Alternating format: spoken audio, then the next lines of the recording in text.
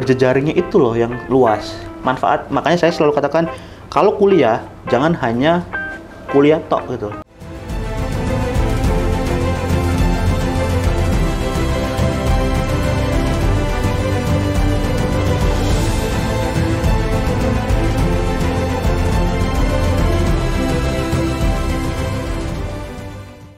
Selamat datang di channel Gema Kebangsaan.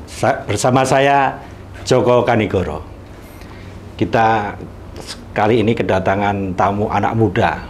Ini anak muda ini biasanya cara berpikirnya itu lebih progresif, lebih inovatif, dan memiliki wawasan yang cukup luas dan inspiratif.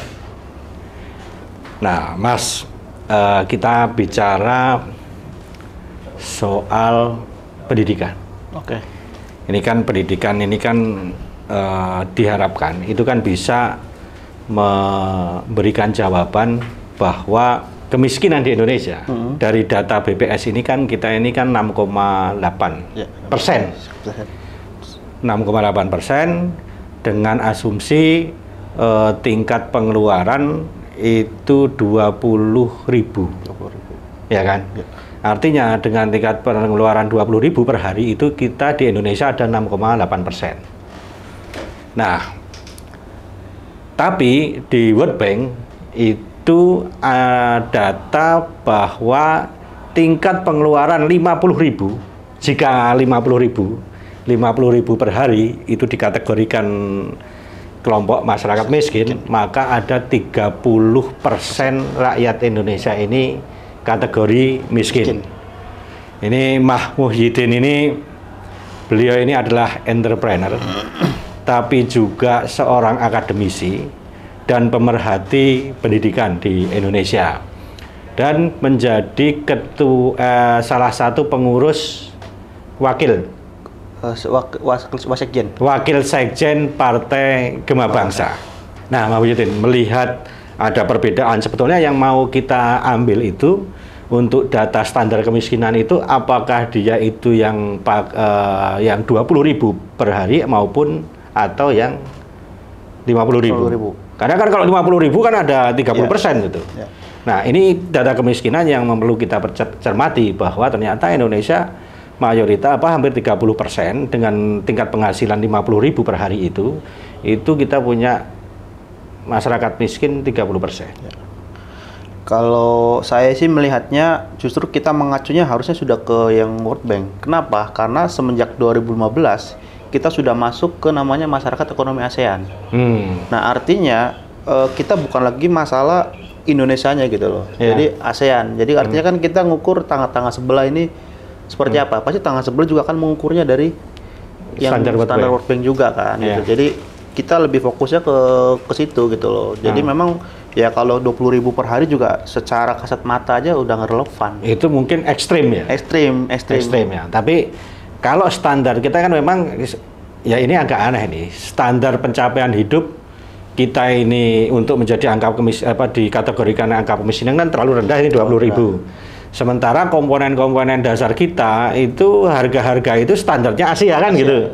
Sehingga ketika kita kemudian menggunakan acuan 20.000 per hari itu untuk satu orang aja udah nggak cukup kan? Nggak cukup dan nggak apple to apple jatuhnya kan? Iya. Ya kan?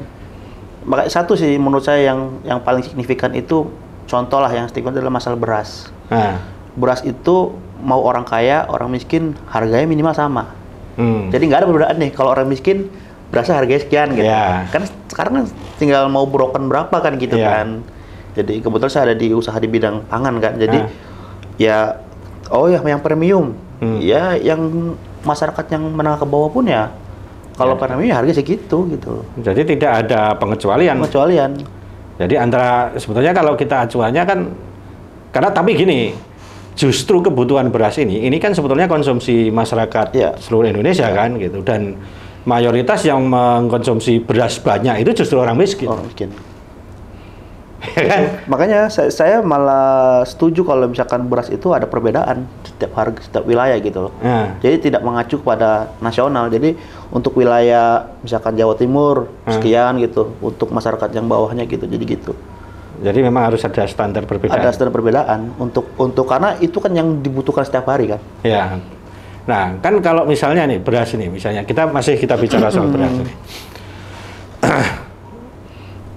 Orang yang kelas menengah ke atas, dia kan mempunyai mempunyai satu mindset bahwa beras ini kan kandungan gulanya tinggi kan, sehingga dia mencari beras yang lebih ramah dengan kesehatannya kan. Salah satunya beras organik, terus beras merah dan sebagainya. Yang nilainya kan itu jualnya lebih tinggi sebetulnya. Nah, tetapi kan masyarakat Indonesia ini kan justru mau kelas menengah, mau kelas atas dan sebagainya cenderung mengkonsumsi beras yang sama kan gitu. Betul. Itu yang menjadi seharusnya kan kenapa? Kan ada yang namanya beras. Kemudian kan pemerintah sudah mempunyai program yang namanya beras raskin itu. Artinya beras yang dibagikan kepada masyarakat yang memang dia kategori miskin. Ya makanya itu Pak, kalau saya melihatnya kalau kita sistemnya mengadakan dari pemerintah, pemerintah sampai sekuat berapa lama gitu? Apakah harus setiap paling kan sebulan cukup sekali. Sedangkan kebutuhan makan kan setiap hari. Jadi kan nggak mungkin pemerintah akan ngasih beras setiap seminggu sekali gitu, untuk misalkan berapa kilo gitu kan. Nah artinya kan tetap kita harus mengacu kepada kemampuan si ekonomi masing-masing orang itu kan, untuk bisa membeli beras itu kan. Makanya saya juga setuju tuh kalau misalkan kayak zaman dulu tuh saya pernah, kalau cerita-cerita orang zaman dulu tuh ada namanya lumbung padi. Sehingga orang zaman dulu tuh benar-benar disimpan gitu kan, tidak jual belikan kayak sekarang gitu kan. Jadi memang untuk ketahanan pangan di masing-masing keluarga ataupun di desa itu gitu loh. Itu sih. Nah, kan gini. Ini soal kemiskinan. Ini kemiskinan ini kan menurut kita itu sudah sangat memprihatinkan. Kalau kita pakai standar ukuran World Bank, ada 30%. Bayangin seorang 50.000 itu kalau dia perokok itu sudah 35.000 udah habis itu. Belum dia untuk makan gitu kan. Artinya itu sudah menurut saya udah kategori kurang kan gitu. Nah, ini problem masyarakat Indonesia. 30% masyarakat Indonesia ini sekarang penghasilannya itu per hari itu kalau dihitung 50.000. Nah, jadi kalau dia itu punya istri dan istrinya itu bekerja, maka dia ada penghasilan 50.000, jadi 100.000 untuk hidup berdua, dan kalau dia punya anak 3 berarti untuk berhidup berempat. Kan? Artinya ini menurut Mas Muhyiddin ini, apakah ini problem ini sudah cukup memprihatinkan karena ini jumlahnya kan 30% masyarakat itu. Betul, makanya tadi saya bilang sangat-sangat memperhatikan sekali kondisinya. Bahkan masyarakat sendiri malah lebih memilih beli rokok tadi dibandingin buat beras. Bahkan masyarakat ada sebagian yang ke situ arahnya gitu kan. Jadi yang penting daripada makan mendingan rokok gitu kan. Nah itu lebih memperhatikan lagi kan. Itulah anehnya atau tanda kutip di Indonesia ya. Kadang-kadang saya melihat di lapangan gitu, misalkan saya ketemu teman-teman gitu, dia nggak punya duit. Misalkan pinjam duit, bukan untuk beli beras, beli rokok. Ada seperti itu. Jadi, oh ya berarti apakah suatu saat nanti beras ini digantikan oleh rokok gitu kan gitu ya. Nah, memang kalau kita bicara soal kemiskinan, sebetulnya kemiskinan ini yang terjadi di Indonesia ini, kenapa ini masih belum selesai sampai sekarang ini problemnya? Kalau kalau saya mau ngambil dari akar permasalahannya, sebenarnya kalau saya tuh lebih setuju kalau masalah udah di pendidikan, Pak. Pendidikan itu ya luas ya. Pendidikan itu kan bisa dalam arti edukasinya, kemampuan berpikirnya, berpikir untuk jangka panjang segala macam. Itu kan bermulanya kan dari pendidikan kan. Makanya saya tuh ingin masyarakat Indonesia itu pendidikan tuh harus tinggi gitu loh. Dan kalau bisa, saya sudah dari beberapa tahun sebelumnya selalu menggaungkan bahwa minimal berjejaringnya itu loh yang luas manfaat. Makanya saya selalu katakan kalau kuliah jangan hanya kuliah tok gitu, tapi harus bersosialisasi, membangun network, membangun jaringan. Nah, itulah menurut saya pendidikan itu penting, karena itu wadahnya. Kalau kita kuliah kan kita ketemu. Nah itu, jadi menurut saya itu salah satu kunci memberantas kemiskinan itu. Jadi kan gini, masyarakat kita ini mengharapkan selalu bergantung dengan pendidikan. Jadi rakyat masyarakat Indonesia itu dia selalu berpikir begitu dia itu sekolah, terus dari SD, SMP, SMA lulus bahkan perguruan tinggi, itu selalu mempunyai harapan bahwa ketika saya sudah melewati jenjang pendidikan sampai SMA dan kuliah, maka itu akan bisa mengubah hidup dia. Gitu. Nah, tapi pada kenyataannya justru tingkat kemiskinan atau tingkat pengangguran yang tinggi itu justru di pendidikan yang levelnya lebih tinggi. Ya kan? Ya. Sekarang misalnya gini, justru masyarakat yang levelnya pendidikannya lebih rendah, itu justru tingkat penganggurannya lebih rendah karena begitu dia saya lulus SD ya udah saya jadi kuli. Saya lulus SMP, saya lah jadi penjaga toko. Saya lulus SMA ya saya bisa bekerja di paruh waktu di kafe-kafe dan sebagainya. Begitu sarjana, dia mau jadi kuli dia merasa sudah pendidikan tinggi, mau bekerja menjadi penjaga toko dia merasa levelnya tinggi, mau bersama juga begitu ini. Nah, tapi di level yang tinggi ya seperti itu dia tidak mendapatkan lapangan pekerjaan. Sebenarnya Pak, kalau data yang saya dapat ya sebenarnya justru yang paling banyak itu memang yang menganggur tuh lulusan SMA Pak sebenarnya. SMA sebenarnya. Nah, sama seperti kata bilang gini, ngapain kalau jadi pengusaha itu misalkan nggak perlu sekolah tinggi-tinggi gitu. Loh, kita lihat para pengusaha-pengusaha hebat sekarang. Mau nggak anaknya nggak sekolah? Udah nggak sekolah deh, ikutin bapak aja gitu, jadi pengusaha gitu. Kan nggak juga Pak, tetap dikuliahkan kan. Kenapa? Karena dalam berusaha pun karakternya itu berbeda Pak, antara yang misalkan berpendidikan itu sama yang enggak. Karena ketika kita bersekolah berpendidikan itu kita akan terbentuk dengan manusia-manusia lain yang pemikirannya lebih luas gitu loh. Itu jadi kalau saya ngambil benang merah itu bukan masalah bangku kuliahnya, tapi wadahnya ini bisa menjadi jaringan untuk bisa bernewok itu Pak. Ya kan, kalau kita bicara kembali ke kemiskinan, kemiskinan itu yang saya pahami itu kan ada beberapa hal ya. Satu, kemiskinan struktural, ya kan, karena kemiskinan yang memang secara struktur karena dia keluarganya miskin, terus anaknya miskin dan sebagainya. Terus ada lagi satu kategori bahwa miskin karena kultural. Karena memang secara kultur kebiasaan masyarakat situ tidak produktif sehingga kalau masyarakat itu misal karena secara kultur mereka ini kan tertutup misalnya kan, sehingga dia akses keluarnya kan lebih rendah. Yang ketiga karena kemiskinan kayak geografis, misalnya karena masyarakat di situ tandus dan sebagainya kan gitu. Nah, tapi sebaiknya kan gini. Ini ada pertanyaan juga. Kalau bapaknya miskin, maka kemudian anaknya juga miskin. Ya kan? Karena tingkat kesadarannya kan juga lebih rendah. Kalau bapaknya itu kaya, ya dia tingkat kesadaran pendidikannya kan tinggi gitu. Sehingga yang kaya itu ya yang kelompok yang kaya, yang miskin kan tetap miskin. Itu yang pertama. Yang kedua, ini menurut Mas Muhyiddin nih. Ini perlu Yang kedua, Mas Muhyiddin, ini kita membayangkan nih, kalau ada seorang pengusaha punya anak, dia sekolah dari SD, SMP, SMA, kuliah gitu, walaupun dia bodoh gitu, terus ada anak petani yang dia sekolah dari SD, SMP sampai kuliah, kira-kira itu yang bisa menyelesaikan persoalan kemiskinan yang mana itu? Yang pertama dulu saya jawab. Yang pertama itu terkait yang itu Pak, apa sih yang komunitas itu ya? Yang itu ya. Yang jelas memang saya kurang sependapat ya kalau misalkan keluarganya itu miskin struktural gitu ya. Karena balik lagi ke mental, kepribadiannya itu. Karena apa ya itu? Karena orang tuanya tidak memberikan, karena orang tuanya tadinya, coba kita bisa cek Pak, orang yang seperti itu Pak, pasti orang tuanya tanda kutip pendidikannya juga nggak tinggi Pak, sehingga dia sudah kemampuan untuk berpikir untuk sampai ke situ tuh agak nggak kepikiran. Karena kan kalau masyarakat menengah ke bawah itu kan berpikirnya kan dalam arti purut ke bawah ini Pak.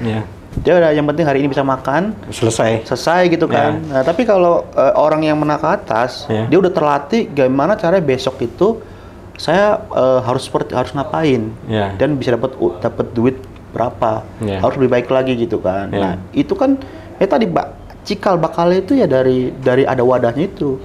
Kalau kita nggak sekolah, ya ketemu sama orang-orang yang sekitarnya lagi ya. Gitu. Akhirnya begitu-gitu aja, tidak terbuka pikirannya gitu. Akhirnya berpikiran ke sini, tetap aja pikiran sini terus. Karena tidak ada kultur yang membangun bahwa ngasih nyentil tuh, bangun gitu. Besok tuh pikirin makan apa gitu. Karena ya udah terbiasa dengan apa lingkungannya ya. Jadi kan gini.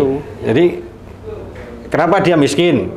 Ya kan, karena nggak sekolah. Kenapa karena nggak sekolah? Karena sama bapaknya nggak disekolahin, ya kan gitu kan. Kenapa sekolah aja sekolahin? Karena nggak punya uang. Kenapa bapaknya nggak pulang? Karena dia nggak sekolah kan gitu aja kan gitu. Lalu itu teman-teman juga nggak ada sekolah gitu. Iya kan?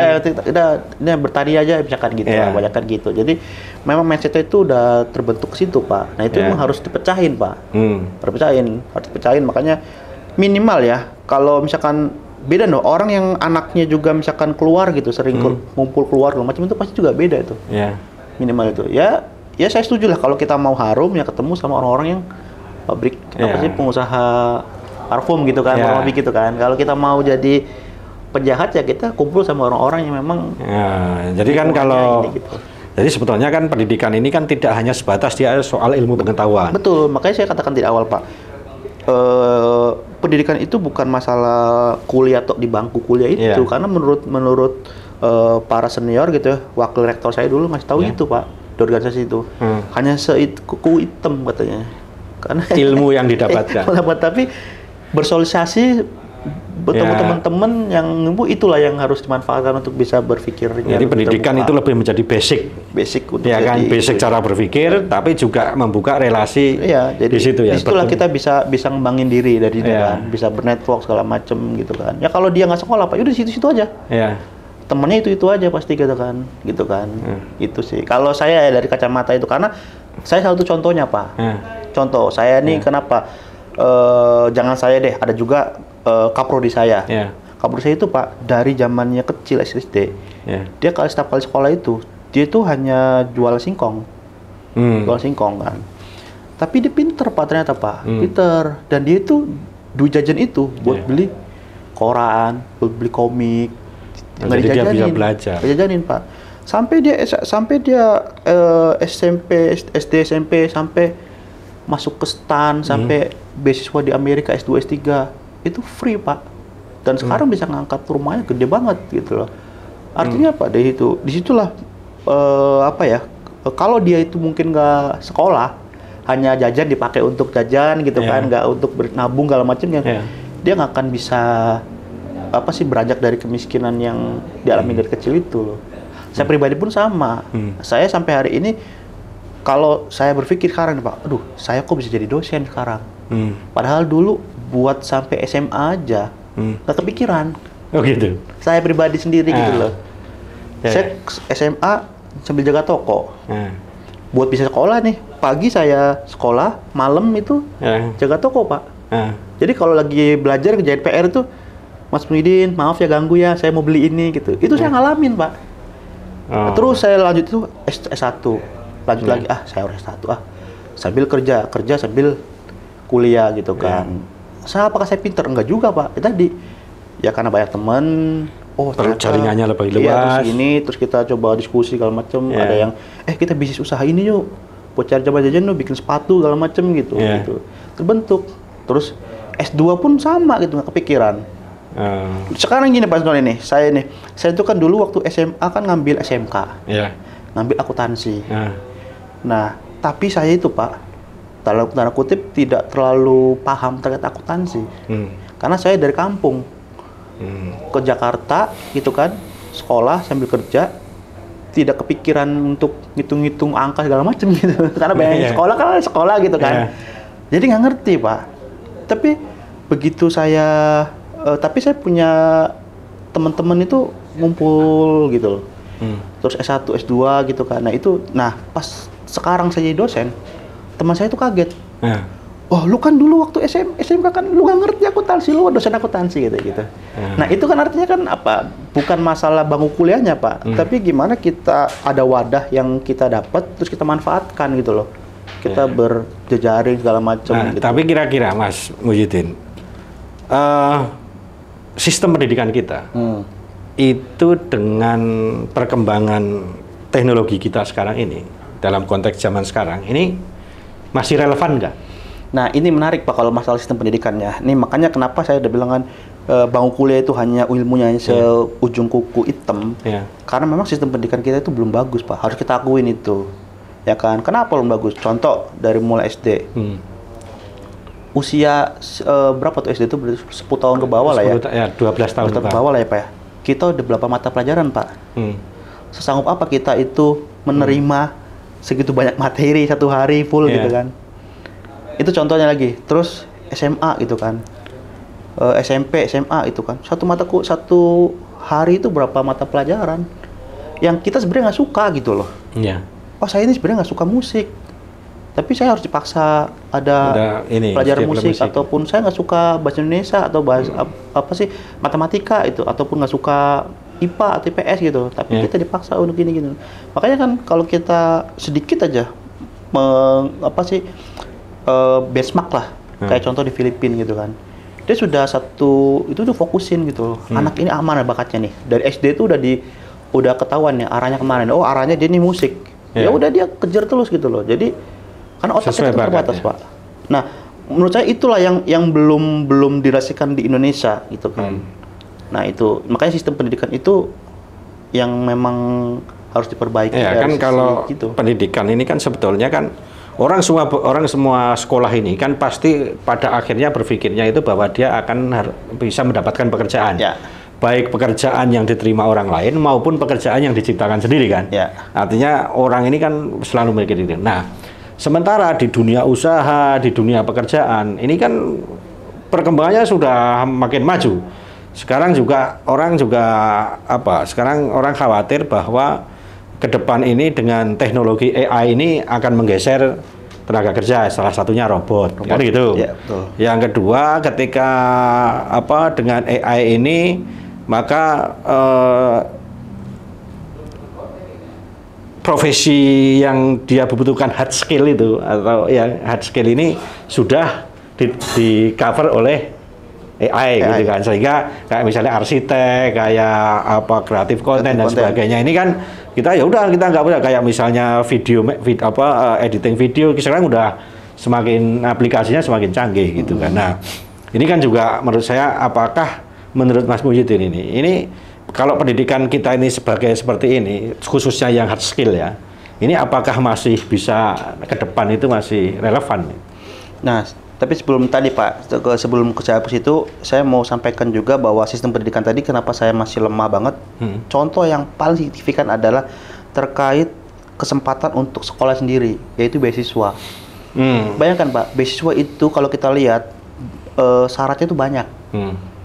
Kalau mau masuk SMA, syaratnya harus begini. Masuk kuliah, syaratnya harus nilainya sekian, segala macam gitu kan. Bahasa Inggris sekian. Lah, sedangkan Pak, kalau orang miskin gitu ya, yang dia sehari makan sama nasi aja udah alhamdulillah gitu kan, berarti boro-boro dia beli vitamin, gizi-gizi yang lainnya, atau lauknya ikan, salmon, segala macam gitu kan, gimana mau pintar Pak? Secara teori kan, secara data kan, iya kan. Nah justru yang dapat beasiswa itu siapa? Orang-orang kaya lagi, yang vitaminnya udah disiapkan dari kecil. Makanya dia kan jalur prestasi ya pasti lebih orang pintar kan, orang kaya Inggris, yang ini bahasa kan. Inggris sekarang kalau contoh Pak di kampung bahasa Inggris Pak, gimana mau bisa ngomong sama siapa? Ngomong kalau orang kaya dileskan. Ini kita syaratnya salah satunya TOEFL-nya berapa kan? Nah itu Pak, makanya saya dari semenjak 2015 saya masih aktif di himpunan mahasiswa, dulu sempat jadi ketua himpunan mahasiswa gitu kan. Saya selalu bersuarakan bahwa syarat dapat beasiswa itu cukup satu Pak. Nggak mampu, titik menurut saya. Kenapa? Ya ini nggak usah ada embel-embel yang lainnya. Karena kalau yang nggak mampu ini, justru ini yang membutuhkan beasiswa. Ya jadi jangan embel-embel ya harus TOEFL lah, harus bahasa Inggris lah gitu loh. Kalau SD, SMP, SMA, SMU ya, itu kan sudah dapat beasiswa seluruh rakyat Indonesia karena gratis kan. Tapi faktanya di lapangan itu masalah kuota Pak. Loh ya kan sekarang kan udah MK kan sudah memutuskan juga bahwa sekolah di swasta juga gratis. Nah, sekarang itu kan yang di negeri kan. Kalau kita lihat datanya itu banyak orang yang keterima di negeri Pak, akhirnya ke swasta. Nah, bayar lagi. Makanya saya juga kalau boleh usul ya ke pemerintahan itu ya, dipecah aja. Jadi yang mampu jangan di negeri Pak, swastakan gitu. Jadi kita udah filter langsung dari awal. Jadi lu mampu nih, jangan di negeri biarkan untuk yang orang memang nggak mampu. Kalau sekarang di lapangan banyak orang yang nggak mampu, tapi dia di swasta. Aceh kan nggak pas gitu loh subsidinya ataupun program pemerintahnya gitu loh. Tapi kan sekarang ini pemerintah Pak Prabowo kan sudah bikin sekolah rakyat tuh. Nah, alhamdulillah kalau memang itu bisa mencakup semua ya. Tapi saya juga harus sampaikan Pak, ya tadi di awal, jangan cuma hanya sampai SMA, sampai sarjana kalau perlu. Kalau sampai Pak Prabowo ini sampai ke sarjana, saya acungi jempol itu. Berarti Pak Prabowo ini benar-benar ingin menuntaskan kemiskinan lewat pendidikan. Dan itu sudah terjadi Jepang, Pak. Jepang ketika dibom atom, yang pertama kali ditanya oleh itu adalah guru. Sisa guru berapa? Nah, artinya itu sebenarnya sudah menjadi pondasi ya sebagai pelajaran buat kita bahwa pendidikan itu adalah penting gitu loh untuk itu. Ya memang itu pendidikan pilar tadi, ya. Ya pilarnya lah untuk menjadi pondasinya gitu kan. Nah, terkait tadi apa yang pertanyaan bawah yang jadi lupa saya tuh yang ini apa namanya tentang skill. Nah, skill ya, AI ya Pak ya. AI itu Pak kalau menurut saya itu kan sebagai alat tools. Tools. Ya kan, tools itu kita bisa gunakan bisa enggak. Kalau kita alatnya ibaratnya gini lah, saya ngambil analogi sederhana gini. Itu seperti kendaraan mobil nih Pak. Walaupun mobil ini canggih, anggaplah sekarang kan sudah ada ADAS ya, yang bisa nyetir sendiri. Tapi kalau kita tidak mampu menggunakannya Pak, apakah ini berfungsi? Kan enggak juga kan? Nah, balik lagi ke diri kita, tetap kita ini harus punya basic kemampuannya itu. Nah, itu dari sekolah. Dari sekolah itu, dari gimana cara nyetir ini, gimana cara bikin AI, minimal itu bikin prompt. Ya kan bikin prompt ya kan. Kayak sekarang tuh ada saya lihat itu tuh banyak konten kreator yang membagikan mau prompt ini silakan komen gitu kan. Karena memang membuat prompt itu nggak gampang juga ternyata Pak. Dan itu butuh basic. Nah, butuh basic apa? Kemampuan dari masing-masing individu kan. Jadi menurut saya itu hanya tool. Tool itu 10 tahun ke depan segala macam pasti akan lebih berubah lagi gitu loh. Yang penting kita basic ilmu pengetahuan teknologinya itu. Ya basic ya kalau menurut saya sih basic skillnya individu itu masing-masing itu apa dulu gitu loh. Sama kayak sebelum AI masuk Pak, saya 2017 ke bawah ya. Waktu itu kalau di kami itu di akuntan itu ada namanya pakai beberapa software untuk mengerjakan laporan keuangan. Kalau zaman dulu bikin laporan keuangan itu Pak, dari mulai bikin sampai bukti transaksi sampai tercipta laporan keuangan itu manual. Itu pakai kalkulator segala macam kan. Sekarang Pak, tinggal di input transaksi. Terus langsung jadi laporan keuangan itu.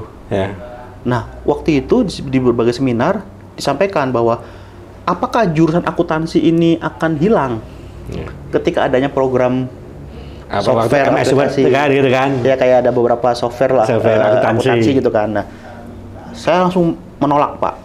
Saya bilang gini, nggak bisa.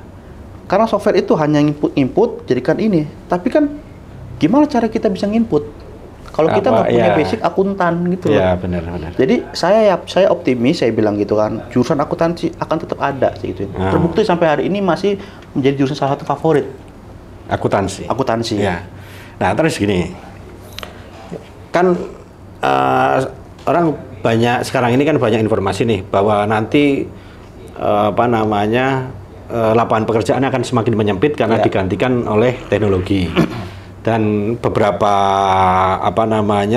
pekerjaan itu juga akan hilang kan gitu. Nah, artinya bahwa sekarang ini lebih banyak orang itu di pendidikan kita ini kan fokusnya kan sebetulnya apakah mereka ini fokusnya sebagai seorang entrepreneur ya kan, atau memang dia sebagai seorang tenaga soft yang memiliki hard skill ya kan. Kalau pengusaha ini kan lebih ke soft skill kan, dia bicara soal bisnis, soal bagaimana mengembangkan usaha, mengelola apakah dia itu bisa dengan perkembangan zaman itu adaptif atau tidak kan gitu. Sementara yang hard skill ini kan juga kayak mesin macam-macam kan juga, terus arsitek dan programmer dan sebagainya. Nah, ke depan ini, gitu. Menurut Mas Muhyiddin ini kan agar tingkat penyerapan tenaga kerja kita dan kemampuan produktivitas masyarakat Indonesia itu lebih tinggi, gitu. Itu dibutuhkan pendidikan yang seperti apa itu? Ya, balik lagi Pak, kalau memang banyak yang digantikan oleh tools tadi, AI itu, saya nyebutnya tools ya, karena itu menurut saya hanya alat bantu gitu kan. Kalau basic kitanya punya skill Pak, ya kan, ketika kita misalkan nggak kebagian lah kerja untuk itu karena udah diganti AI gitu kan, ya kita ciptakan baru lagi gitu loh, pekerjaan baru. Karena kita punya basic, punya skillnya gitu kan. Di medsos kan sering gitu kan. Di medsos sering ada itu. Wah, kita capek-capek sekolah untuk dapatkan pekerjaan, begitu lulus suruh jadi pengusaha kan gitu kan. Ya itulah Pak, ya kita balikin aja. Ada nggak pengusaha besar yang rela anaknya juga nggak sekolah, tetap aja sekolah gitu kan. Makanya lagi rame sekarang tuh ngambil beasiswa. Iya kan. Tapi gini kan, dulu kan gini, kamu sekolah apa, kamu anak petani sekolah setinggi-tingginya ya dia paling dari guru atau dosen. Ya kan. Kalau anak orang kaya, dia nggak usah mau kerja, udahlah, yang penting lulus nggak lulus, begitu dia selesai, dia akan jadi pengusaha, direktur, karena kan warisan bapaknya kan gitu kan. Itu. Nah, ke depan ini, kita yang dibutuhkan itu dari pendidikan kita itu seorang entrepreneur atau memang dia yang memang fokus di hard skill.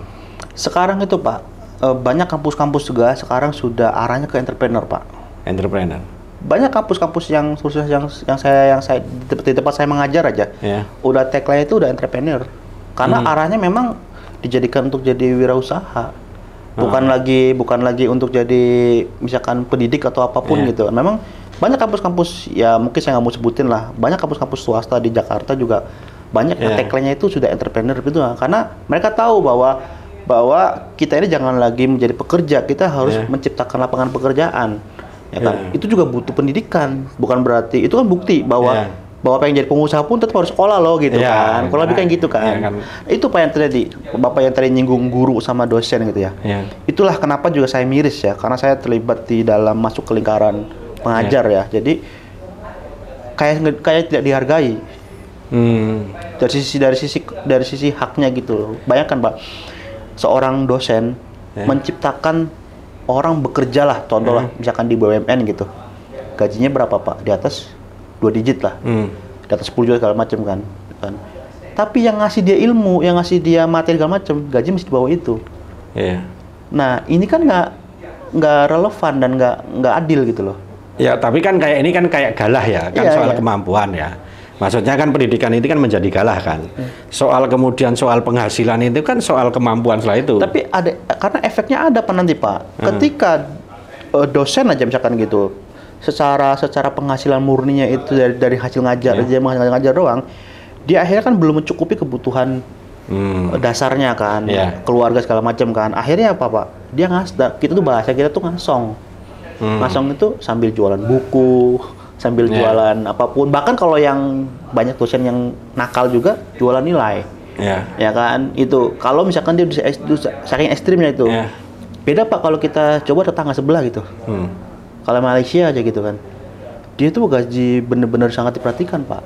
Itulah kenapa saya juga ada relevannya dengan kenapa saya di partai politik ya, masuk terlibat, karena yang saya pengen perjuangkan dari 2015 saya masuk politik ya adalah masalah pendidikan sama tenaga pengajar ini Pak. Karena menurut saya itu tadi. Jadi kualitas tenaga pengajar betul harus. Itu kan. Bila perlu orang jadi dosen itu harus prestis Pak.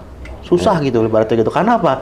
Menciptakan generasi baru kan. Jadi benar-benar harus yang berkualitas gitu loh.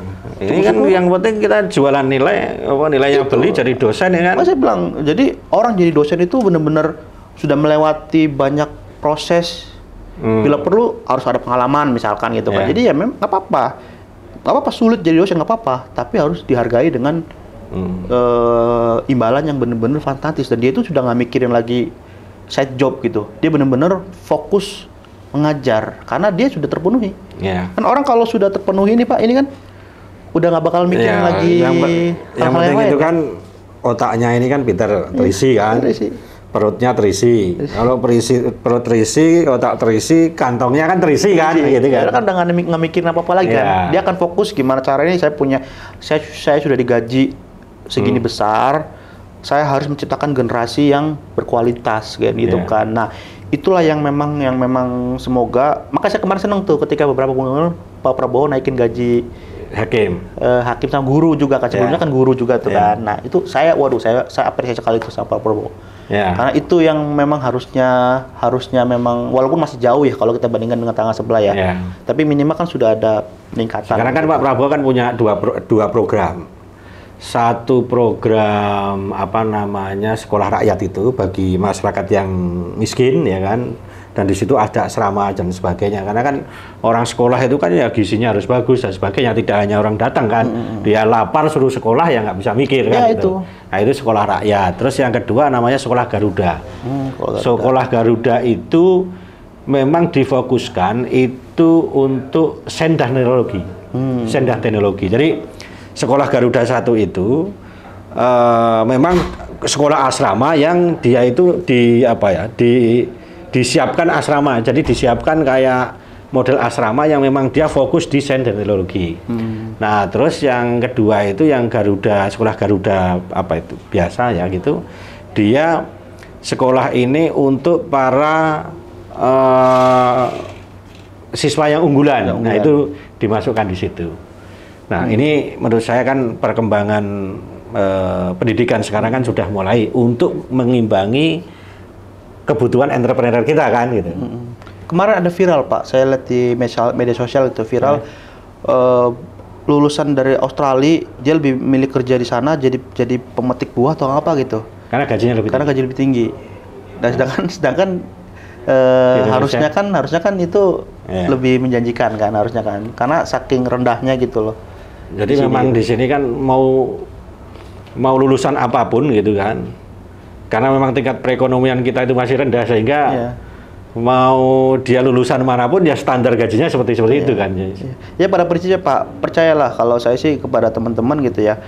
Kalau kamu mau nyelamatin keluarga dari kemiskinan, saya bilang gitu ya, kamu buktikan dari pendidikan dulu gitu kan. Karena satu keluarga ada yang sarjana aja itu minimal itu walaupun tidak menjamin ya, tapi peluang untuk bisa mendapatkan pekerjaan lebih layak dan itu lebih tinggi. Ya berarti kalau gampang gini, ya sarjana aja susah nyari kerja, gimana yang nggak sekolah kan gitu kan. Maksudnya semakin pendidikannya semakin tinggi, dia mendapatkan pekerjaan yang lebih bermartabat kan gitu kan. Peluangnya lebih luas gitu, ketimbang yang tidak sekolah kan gitu. Ya saya satu contoh ini, alhamdulillah dengan saya jadi udah S2 gitu kan, bahkan lagi ngambil S3 gitu kan, saya sudah alhamdulillah ibaratnya rumah sudah punya. Nanti kebutuhan pokok udah terpenuhi lah. Ya kendaraan ada, bahkan orang tua udah saya umrohin gitu kan. Nah itu kan menjadi suatu kebanggaan gitu loh. Bukan dari sisi apa-apa. Saya bikin ini, coba kalau saya dulu tidak sekolah gitu kan, saya nggak mungkin sampai ke titik ini. Itu aja Pak kalau saya yang saya jadi. Itulah kenapa saya selalu mengulang-ulang, ayo sekolah. Nah, saya nggak setuju tuh, ada yang bilang, udahlah kalau mau jadi pengusaha mau sekolah, saya paling nggak setuju itu. Ini apa? Menurut kita cara berpikir bodoh itu. Iya, karena tidak ada satu pengusaha besar pun yang tidak mendidikan, tidak mensekolahkan anaknya. Kecuali ada, misalkan nih.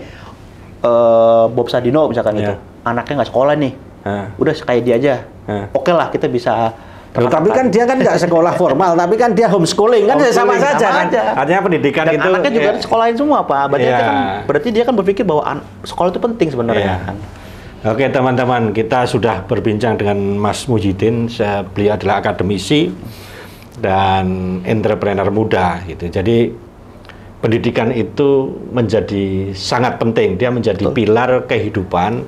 Bahwa untuk menyelesaikan persoalan kemiskinan di Indonesia ini salah satu yang harus kita lakukan yaitu pendidikan. Yaitu sekolah. Jadi kalau kita ingin memotong rantai kemiskinan, untuk mengubah nasib